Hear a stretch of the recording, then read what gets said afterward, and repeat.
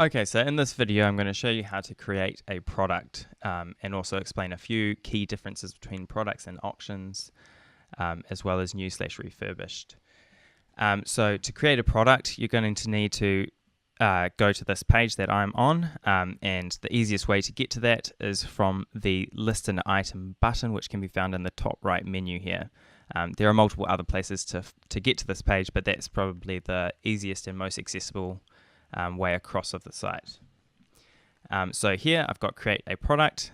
If I wanted to list something under my user account rather than my store, then I would just click here, and this would be creating an auction.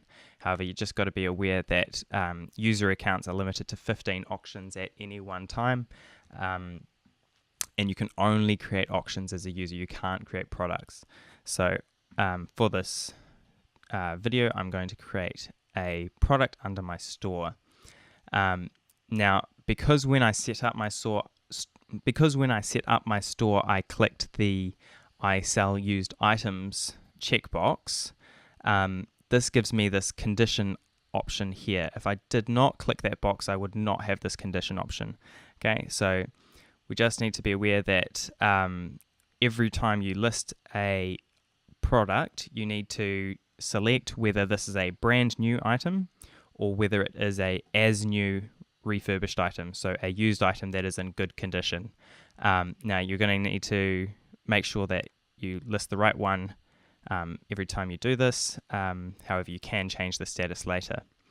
If you wanted to list an auction underneath your store, you can still do this, and you'll do that just by clicking on this checkbox here.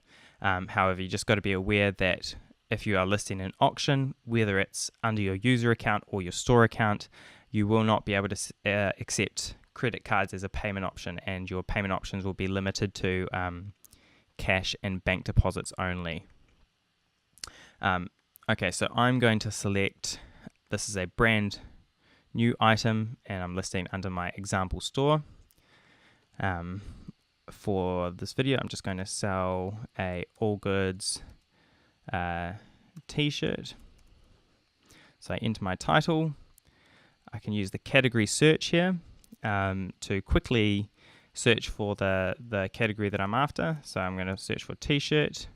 There's a few different ones here, but I can see here that there's men's fashion tops and t-shirts. I'll just select that one, and that automatically fills in the category tree here. And you've got to make sure that you select the bottom most level category when you're listing these. If you didn't want to use the category search or could not find the category that you're looking for, you can just manually one by one go through these categories looking for the appropriate category for your product. Right, the next step here, it's an optional step but a very useful step indeed, is to list the tags for your product. For mine, I'm just going to add top gift because it's a nice gift. I'm going to list men's. I'm going to list fashion. I'm going to list Christmas because it's a nice Christmas gift. And you can add up to 10 tags if you want, and these help the search engine find your product. So if someone were to search for Christmas fashion gifts, then this would certainly help your product to be found in the search. Right, I'm going next to the product details page. Here I just simply edit my product price. My t-shirt is $10. You write a description here. This is a wonderful t-shirt. You would obviously write more in that field if you wanted to write more. Here you can add in a optional YouTube video, which would link into the bottom of your product description. You're going to need to put the full URL link in here. You can't just add some of the link. You're going to have to put the full URL YouTube link into this field. The SKU here, I can put my SKU is just 1, 2, 3, 4, 5, 6, but you would put your real one. Barcode is optional. Now, I'm not going to change my stock here because I have variations. And when you create variations, this is, for example, if you have multiple different types of the same product. So in my example, I have different sizes and different colors for my AllGoods t-shirt. So I'm going to select size and color. If the attributes that varied for my product did not exist in this list here, I could select custom as well. And if I selected custom, for example, I might have a different design for my different t-shirts. So I might have one with a picture of a lion on the front versus one with a picture of a chicken on the front. And in this case, I would just change this to be design, the title here, and I would enter every design I had here. So I would have a lion design and a chicken design and whatever different designs I had. However, I don't have a design for in this video, so I'm just going to keep size and color selected. Right, so I'm going to select now the appropriate sizes that I have. I just have small, medium, and large t-shirts, and I have purple, black, and red colors. Okay, so I go to the next step, and in this step is where you actually add in all your variation types. So the first one I'm going to create is my black one. I'm going to add an image here, black t-shirt image, and I have the S size, the M size, and the L size. My purple t-shirt, I'm going to upload an image for that.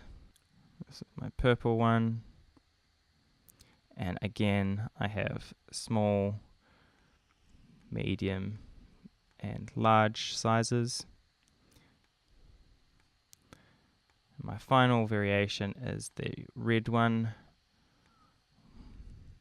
which is called maroon in my file, but that is close enough. And once again, I have the small, the medium, and the large sizes. Now, at this step, we also need to add in the stock that we have for each variation. Now, this might be different, so I'm just going to add some different stock in here. And any extra cost. So, for example, the purple one may cost extra. If that would cost extra, then I would make the purple ones $5 more expensive than the rest. So before I added $10 as the base price. So all of these items are going to be $10 except for the purple ones, which will be $15 because they're $5 extra. Now we've also got the SKUs here, or SKUs, which we'd also add in at this step. And by the way, all of this information here can be edited later on once you've finished creating the product as well. So don't worry too much if you do make a mistake. If we go next, we can review our variations here by looking at this list, or simply click on the options here, and that will show you the price for the item. So I have 15 of the black ones, which cost $10. And we have a look at the medium purple ones. These cost $15, and we've got 15 of those. So let's finish that. Now, if we want to set a sizing chart, we can just click on the sizing chart. We don't need that for now, though. We just fill in any additional details here. So the brand is just AllGoods, for example here. Material is cotton. And specific color, we don't really have any specific color because there's different colors for this one, so we will leave that one blank. We're going to upload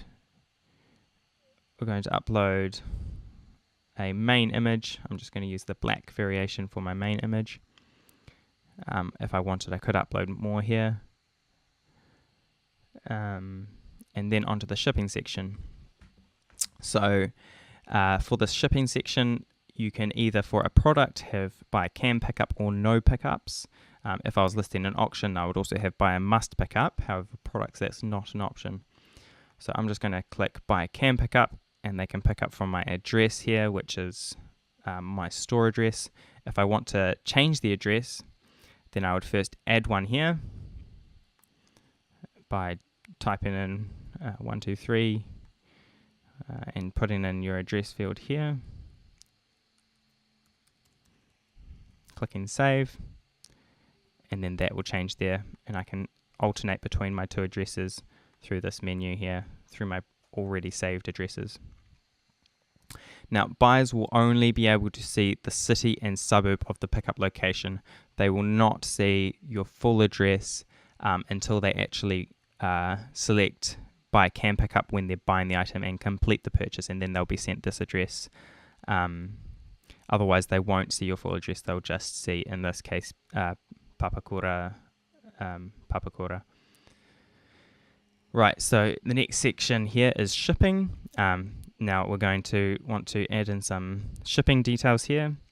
We highly encourage free shipping to all of New Zealand, but we also have a free non-rural shipping section here that you can click. And if you have any additional shipping options, then you'll want to click on that button there. For my product here, I'm selecting a $5 to rural addresses, and for $10 for overnight delivery, just as examples. Now this combined shipping checkbox here, select this if you want to offer combined shipping for your items.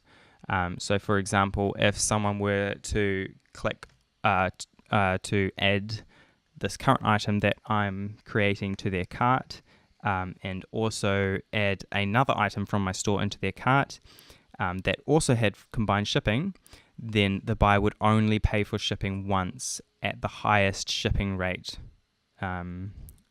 from one of the products. Sorry, let me explain that better.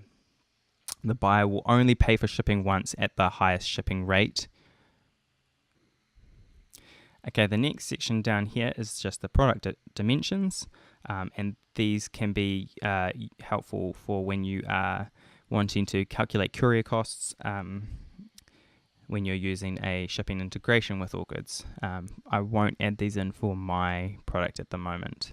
Okay, the last page we just can review a few of the a few of the details here, and remember, most of these details can actually be edited even after you've created the product. However, if you wanted to go back and edit any of these details, then you can do that just by clicking on one of these circles up the top here.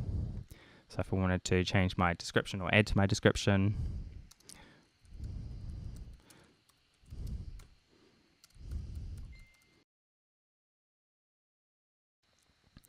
okay, if I'm happy with everything, then I click Start, and this will create my product. It takes a while for the images to process in the background, but generally if you click Refresh, then they should all be finished processing. Cool, so this is the view from a store who owns the product when managing their product.